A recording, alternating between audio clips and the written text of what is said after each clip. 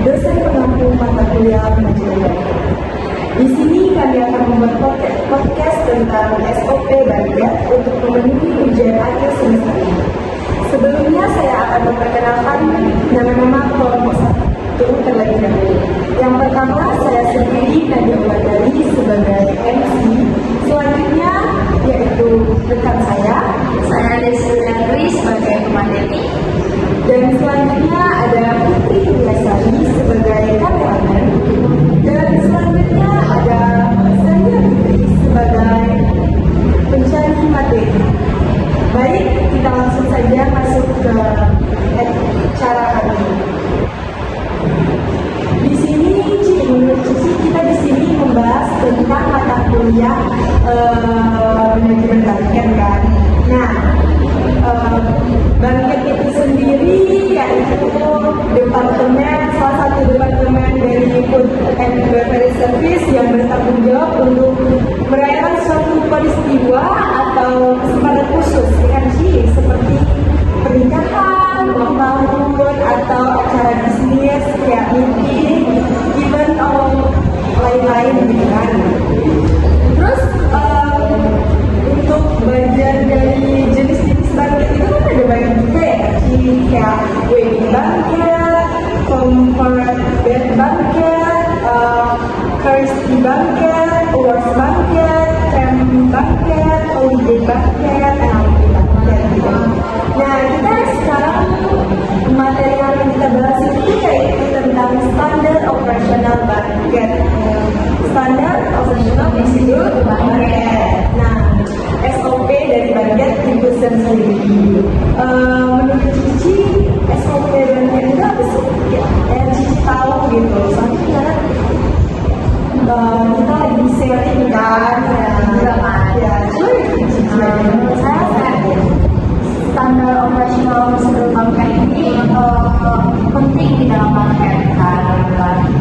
Jadi SOP banket adalah serangkaian standar yang diadopsi untuk melayani acara pernikahan, upacara pemberian hadiah, atau makan malam. Nah, SOP ini punya urutan layanan, bagian tugas, standar pengisian pribadi karyawan, kemudian tali seragam, layanan makanan, standar layanan, tamu VIP, dan permintaan khusus.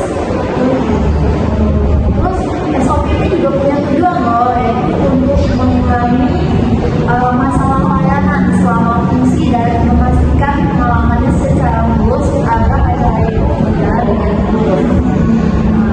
Juga SOP banket ini membantu menyederhanakan operasi dan memastikan pelayanan tersebut berjalan dengan lancar, dan manfaatnya juga ada loh, kayak standarisasi prosedur, pengurangan kesalahan, peningkatan efisiensi, dan peningkatan kepuasan pelanggan.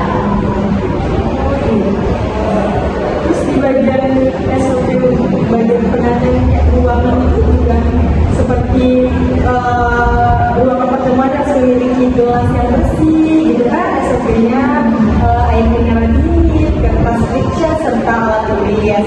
Itu merupakan SOP secara menyeluruh. Oh gitu. Terus juga anggota staf itu juga harus berhati-hati dalam mengakses dan menggunakan ruangan pertemuan saat digunakan oleh tamu. Mereka juga harus selalu diam dan tidak campur tangan dalam acara berlangsung. Kemudian di akhir acara, polisi pengumuman penyelenggara dan minta tanggapan mereka. Tagihan para tamu setelah melakukan pengumuman fisik dan dibandingkan dengan dokumen acara yang mempunyai tanda penyelenggara. Kemudian juga ada manajemen senior juga harus mengantar penyelenggara bersama kepada para tamu, dan tamu memberikan ucapan terima kasih kepada pemilik hotel atau pembuat tempat acara itu berlangsung. Kemudian ada izinkan tamu untuk dapat melihat tempat tinggal tagihan mereka dengan jelas dan tegas. Terus tanyakan kepada penyelenggara tentang pemesanan masa yang mendatang dan disepakati dengan prospek penjualan melalui saluran yang disetujui. Jadi yang Kita masih merupakan SOP secara seluruhnya, bukan secara khusus juga ya. untuk Nah, SOP ini juga punya jadwalnya diletakkan di kertas di mana pihak orang atau pihak gedung atau pihak organizer tahu acaranya tanggal berapa, jadwalnya itu ditulis di bangkai event order. Bangkai event order ini digunakan sebagai pedoman untuk kelangsungan pelaksanaan jaga bangkai waiter. Ini juga bekerjasama dengan sales marketing mengenai keuangan yang akan dibayar oleh kamu untuk menyewa gedung tersebut. Terima kasih atas penjelasan dari SOP banketnya. Jadi kita sama-sama paham ya, mendapatkan ilmu. Ya. Apalagi sekarang kita udah semester 5 ya. Terus juga ada nih dalam persiapan suatu event juga ada yang akan diselenggarakan.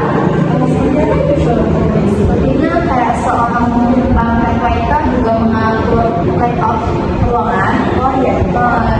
Siapa yang diminta oleh tamu, kemudian setup equipment maupun fasilitas dari hotel atau gedung yang akan dibuat acara tersebut. Seperti kayak persiapan ini, kayak LCD project, Ya, oke. gitu ya Ci.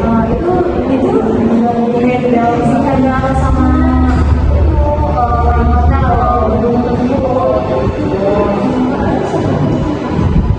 Terus juga siapa itu juga melakukan posting, dan setelah acara itu pihak waiter juga bertanggung jawab supaya ruangan tersebut lebih bersih lagi, semua dipakai oleh kami.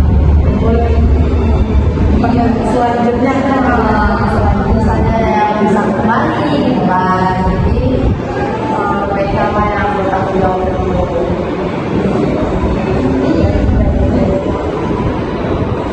dari cerita mengenai SOP tadi, apakah Nadia udah banyak paham gitu mengenai SOP banget?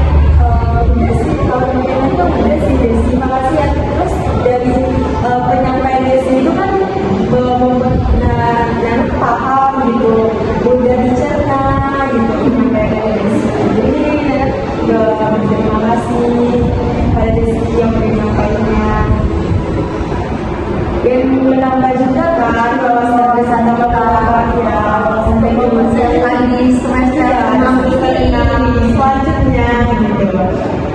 Jadi kita udah ada nih wawasan mengenai bangket masuk ke PL kedua ya kan? Ya, kita kan mulai lanjut ke PL kedua. Sebelumnya tadi kemarin PL satunya di mana ya? Tadi di Bukit Tinggi kebetulan, ya hotel dan Bukit Tinggi.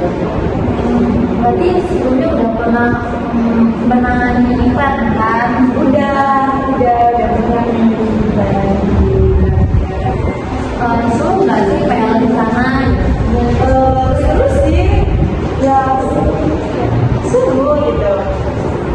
Karyawannya asik-asik juga kan? Ya, asik-asik juga sih karyawannya. Dan karyawan itu juga ngajarin kita kan, ini tentang market, tentang restoran, semuanya gitu. Jadi ya kita juga F1 gitu, santai dan magangnya gitu. Untuk semester 7 besok Desi mau mana rencana Desi? Rencana mau keluar sih dari Sumbar gitu. Oh ya, bagus sih keluar dari Subang sama Banyak pengalaman baru kan, wawasannya juga nambah. Terus sih tadi juga Nanti juga mau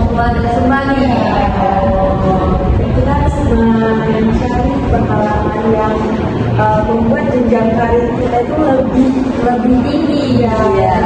Lebih bisa diterima untuk kedepannya oleh apa namanya itu oleh perusahaan gitu kan. Berarti kemarin PL-nya di bagian apa ya? Kalau boleh tahu. Kemudian waktu semester 1 PL-nya itu di bagian restoran sama di bagian restoran. Berarti PL keduanya